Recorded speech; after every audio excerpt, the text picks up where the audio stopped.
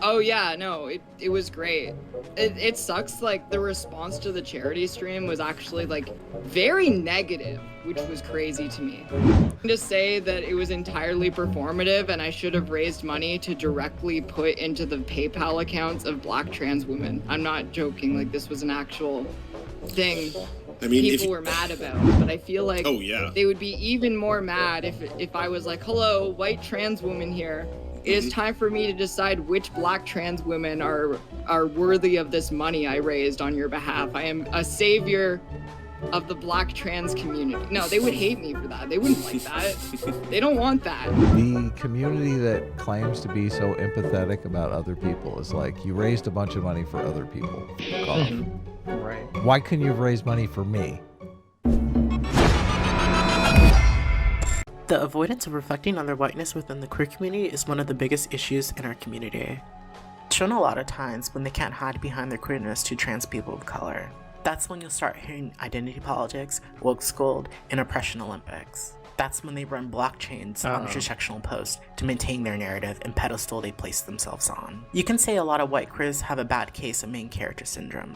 While we're still here discussing the white queer community, I felt it was The irony that, like, complaining about identity politics and not adopting the standpoint epistemology. Standpoint epistemology is literally main character syndrome. It's literally what it is. It's saying, I don't care what the facts are, okay? My lived experiences as the main character of my life are more important than facts and studies and reality. That's what we should start calling it. We should start calling standpoint epistemology main character syndrome, because that's literally what it is. That's literally what it is. 4 signs you have main character syndrome. What is this? I just looked up main character syndrome. The first thing to come up is, if you've recently been diagnosed with main character syndrome, don't worry, you're not alone. The term swept across TikTok last year and quickly became social media shorthand for the tendency of users to identify as the protagonist in their own life stories. What the fuck? Like, who else is going to be the protagonist in your life story? Well, okay, so it obviously, right? That's ridiculous.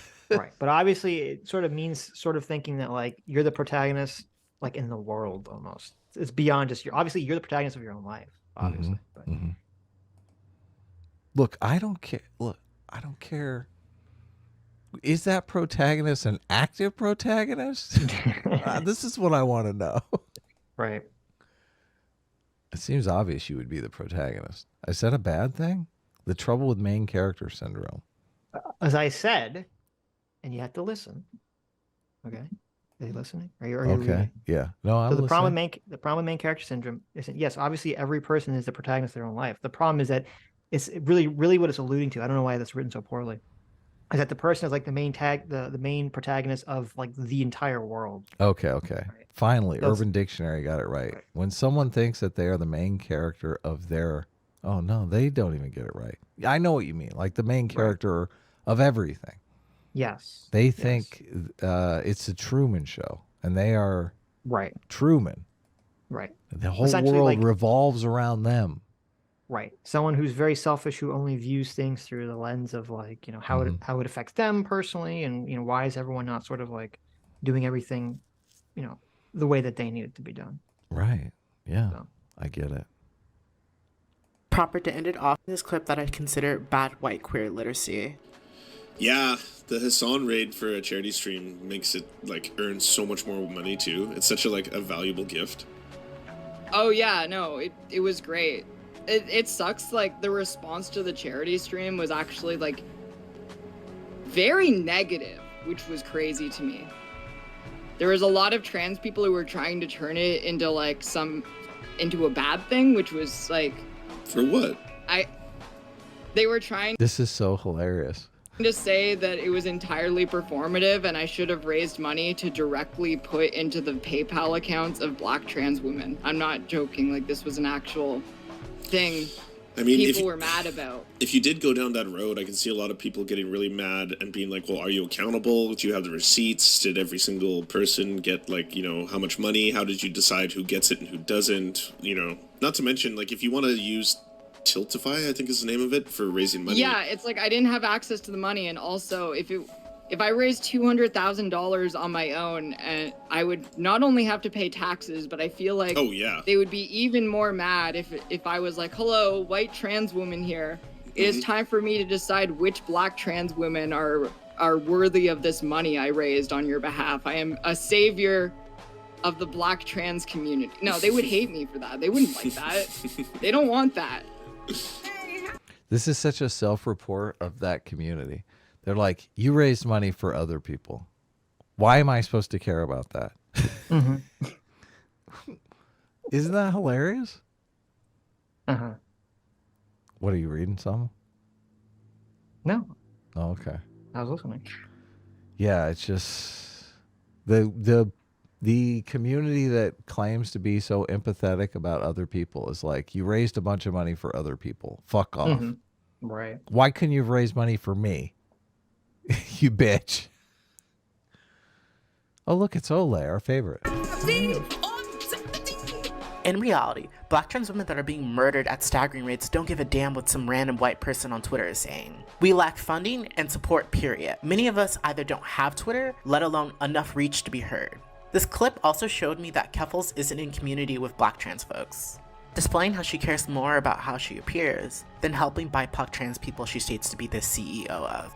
This is why the CEO. Okay. Yeah, the CEO. This is why I just like how do you get a lot of reach with this message? This person is complaining about how they don't have a lot of reach.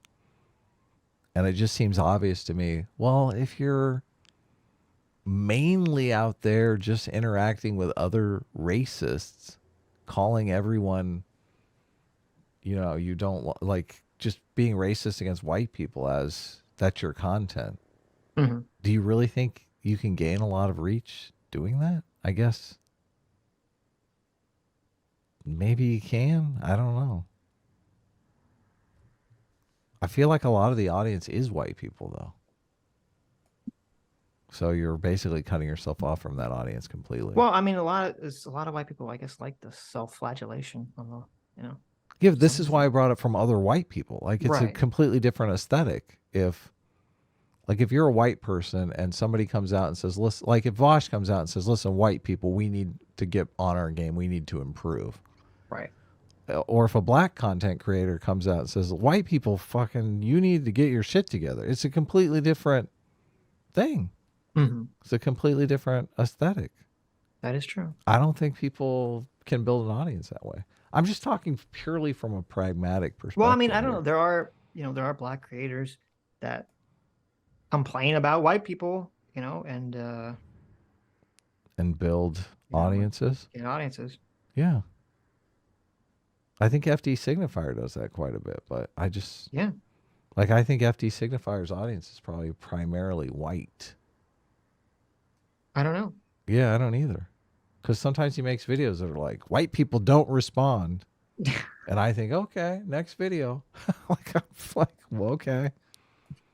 I did this on the next one. Can you put like black people only in the thumbnail or something so I don't waste my time clicking on?